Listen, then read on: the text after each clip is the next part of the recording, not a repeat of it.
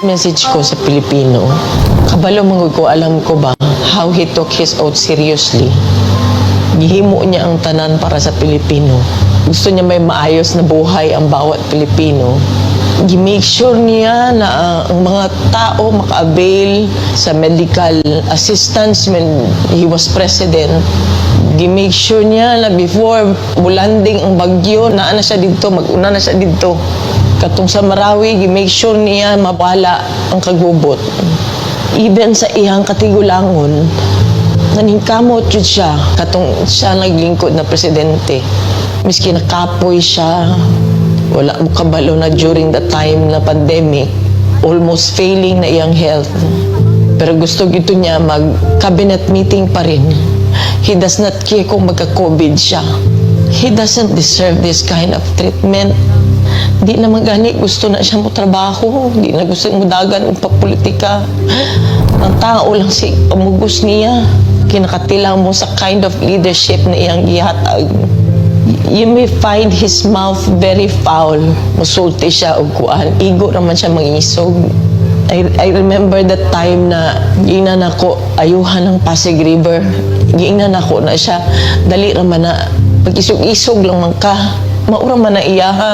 Ang isog-isog niya na iresulta. Maayong tayo nag-inabuso na siya during sa iyang presidency. Wala nag-abuso. Wala ngawat. Ipakambaba siya, miski presidente na siya. Makita niyo mo siya matrato-tao. Naluhoy ko kay pagkaon na lang ang gusto. Dili na siya materialistic. He doesn't care kung naa siya'y kwarta o wala. He doesn't care kung unsa iya ang isuot. Daan.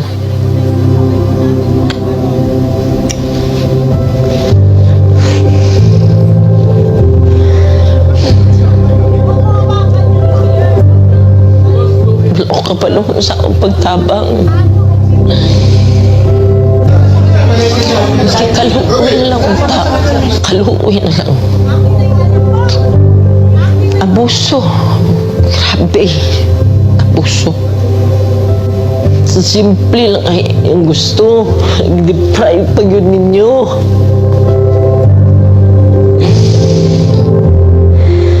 Simple lang kaya ang gustuhan na. Nag-deprive ay miskin gipatay na unta mo siya. Dito. Kidnap ninyo.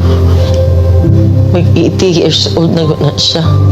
Kabalo mo ko sa iyang health. Wala tanan. Wala gani medisina. Kagikan mi sa Hong Kong.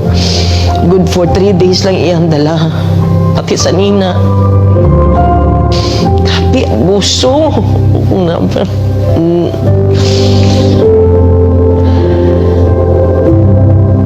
Grabe. Wala man na siya ni trigger o pusil. Maski isa. Wala man na siya gi-pusil. Wala man na siya gidunggab. Hina-accusations 9 kabuo. Asa man ang 9. Wala maganin niya magkiti. Siguro ng 9 na gina-accuse siya. Ako gani. Grabe gani. Gulong na nilang gibulhot na nila diri sa Pilipinas na iyang natawan. Yung anak pag ginabuhat diri sa mga di ko katulog, dili ko makapuyo sa among sariling balay. Balo ka ba? First night na ako gikan sa katong pag-abot na mo uguan. Wala lang ko nakauli sa among balay. Nagplano-plano na lang ko asa ko matulog. Nangiyo lang ko. Wala ko kabalong sa wala ko kabalong sa Baluin ko kay ultimo pagkaon na ba? Minisaya lang ang gustuhan na.